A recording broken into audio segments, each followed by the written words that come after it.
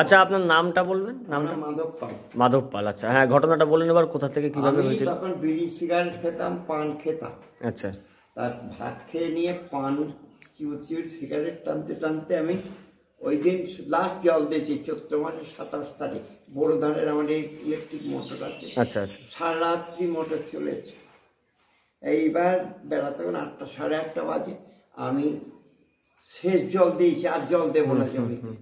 এই মতো অবস্থায় আমার সব জমিতে জল হয়েছে কি দেখার জন্য আমি যাচ্ছি, গিয়ে 2 আলের জমির ধান এসে আলের ওপরে পড়েছে, ঢেকে গেছে, আলটা আর কি ঢেকে গেছে। তার জল দিয়েছি আলের উপর, মানে ওই জমিটায় 1 নম্বর 3 নম্বর পা যেই ফেলেছে, এই দেখুন এই পার গেট, এই দেখুন এটা উঁচু আছে এখন, দেখেছেন পাটাই দেখুন ফোলা, এখানটায় কামড়েছিল, এখানটায়। তাই কামড়ানোর সময়টা আপনি দেখতে পাননি? না, দেখা যায়নি, তবে কুচুরি পাকিয়েছিল। আচ্ছা। ওর উপরে পাটা পড়েছিল। আচ্ছা। যেই কামড়িয়েছে আমি ভয়ে লাফ মেরেছি ধানের মধ্যে, এখান থেকে ওখানে চলে গেছে। আচ্ছা। তারপরে বাড়ি আসলাম, আমার সাপে কামড়িয়েছে বাড়িতে সবই। তারপরে বলে আমি আর কথা বলতে পারিনি। আচ্ছা। আমার মেয়ের নার্সিং ট্রেনিং নেওয়া ছিল, ওই উনি তাড়াতাড়ি করে কার ভ্যান জোগাড় করে, তখন এই এতটা রাস্তা না, রাস্তাও ভালো ছিল না তখন। হ্যাঁ, ভ্যান জোগাড় করে আমাকে নিয়ে গিয়ে, তখন টিকার চলতো পাড়ায় রানাঘাটে করতে, টিকারে করে লোক যাচ্ছে, ওকে মৌরা দিয়ে নামিয়ে ফেলেছে, বলে আমার বাবাকে সাপে কেমছে, আমি হাসপাতালে। ওই নামাতি নেমেও পড়েছিল, তখন আমি যা গল্প শুনি আমার তখন জ্ঞান ছিল, মানে তখন আপনার কোনো জ্ঞান ছিলই না। মানে এটা আপনি যখন বলছেন আপনার ঘটনাটা, না না, আপনার ঘটনাটা যখন হয়েছিল সেটা কোন সময়, মানে সকালের দিকে না দুপুরের দিকে? সকালের দিকে, বেলা তখন 8:30 মতো বাজে। 8:30 মতো বাজে। আর যখন হসপিটালে গেছেন মোটামুটি কতক্ষণ টাইম লেগেছে তার মধ্যে? ওই আনুরিয়া হাসপাতাল যেতে হয়তো 1/2 ঘন্টা লেগেছে। মানে মোটামুটি কতক্ষণের মধ্যে হসপিটালে পৌঁছেছিলেন আপনি সেটা? জ্ঞান ছিল। আচ্ছা।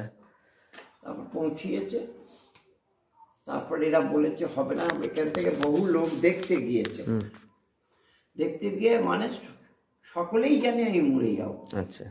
তারপরে ওখান থেকে ট্রান্সফার করেছে, এখানে চেনে নেই যে আনন্দ বলে যে ওই টাকা দেয় যে স্টেট ব্যাংকে, আনন্দ গিয়ে সিগনেচার করেছে, মানে ট্রান্সফার। হ্যাঁ হ্যাঁ হ্যাঁ হ্যাঁ।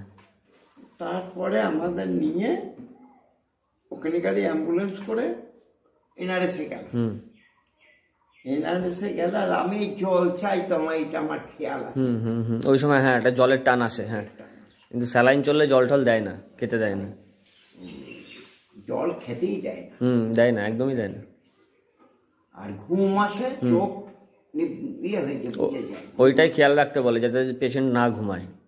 তারপর আমাকে নিয়ে এনআরএসে গেল, সময় সময় জ্ঞান হয় এইরকম আর কি, শুতে দেয়নি, ধরে রেখে দিয়ে নিয়ে গেল, ওখানে হয়নি, ওখান থেকে সোমনাথ পণ্ডিতে নিয়ে গেছে।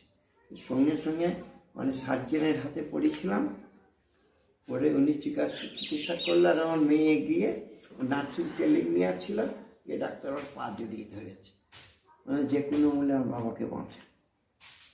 তারপরে ভগবানকে ডাকো, আমি চেষ্টা করব, সেটাই। তার জন্য আমার 2 বছর সোমনাথ পণ্ডিতের চিকিৎসা করে যেতে। তারপর আমি ওই হাসপাতালের পূর্ব দিকে একটা আম গাছ আছে। আচ্ছা। আম পেকে, মানে তখন চৈত্র মাসে কামড়েছে, তখন জ্যৈষ্ঠ মাস, আম পেকে গিয়েছে। ওই সময় মনে হতো পূর্ব দিকেরটা, আমার মনে হতো পশ্চিম দিকে গাছটা মনে হতো, দিক ভুল হয়ে যেত। তা কেউ বলেনি, যে ওখানেও কেউ বলেনি, বংশের ফুলে মোটা হয়ে গেছি, সে বিদিকিস্ত্রী ব্যাপার। ওখানে ডাক্তারবাবু সবই ভালো ছিল, একটা সুইপার একটা দিদিমণি ছিল, ভালো না। আচ্ছা। তারপরে পরে একজন বলছে, এক ডাক্তারবাবুকে বলছি, পরে এই দেখুন আমার ইঞ্জেকশন দিয়েছে, রক্ত বেরিয়েছে। তা বলছে মানুষের মর্ম জানবে কি করে, বিয়ে করলে তার সন্তান নেই, হে ভদ্রলোক বলল। আর একটা সুইপার ঠিক তদ্রুপ ব্যাপার, আর একটা অল্প বয়সে সুইপার ছিল, সে আমার মানে বন্ধুকেও এরকম উপকার করে। তা এই মতোভাবে আমি 2 বছর চিকিৎসা করতে হয়েছি। 2 বছর যাওয়ার পরে সার্জেন সাহেব বললেন যে আর যাওয়া লাগবে না, আপনার এই জন্য আর আসতে হবে আচ্ছা না। আচ্ছা, ওখানে শম্ভুনাথে আপনি ভর্তি ছিলেন কতদিন? একটা না 18 দিন 18 দিন পরে ছুটি দিন ছিল, 18 দিন। আচ্ছা, একটা না 18 দিন ভর্তি ছিলেন, তারপরে ছুটি দিয়েছিল, তারপরে আপনি 2 বছর চিকিৎসার মধ্যে ছিলেন আর কি। আচ্ছা, এবার আপনার এই যে পাটা যেটা দেখলাম, এই যে সেটা মানে এই যে কাটা, আলাদা। আচ্ছা আচ্ছা আচ্ছা, আমি বললে ওর জন্য কোনো সার্জারি করতে হয়েছিল কিনা? আচ্ছা, আমি এনআরএসে ভর্তি ছিলাম, 18 দিন ভর্তি ছিলাম, গান্ধীতে ভর্তি হয়েছি, অনেক ডাক্তার দেখেছি, কিচ্ছু হলো না। তারপরে ওই মেইন বললো বাবাকে বাঁচাতে হলে চেন্নাই নিয়ে যাও, আমাদের 14 পুলিশ করছে। তারপরে প্লেনের টিকিট কাটলাম, সকালবেলা বিকেলের ফ্লাইটে আমরা চলে। জিজ্ঞেস করি, আর একটা বিষয় জিজ্ঞেস করব, সেটা হচ্ছে যে এটা বললেন আপনার যে সাপে কামড়ের ঘটনাটা, এটা আপনার 14 থেকে 15 বছর আগে হয়েছিল।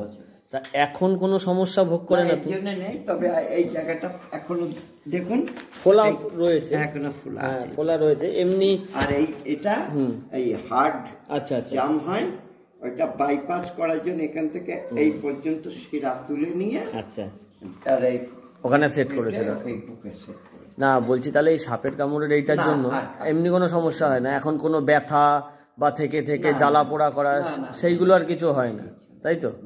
মানে তাহলে এখন আপনি সাপে কামড়ের জন্য আর কোনো ট্রিটমেন্টের মধ্যেও যেতে লাগে না?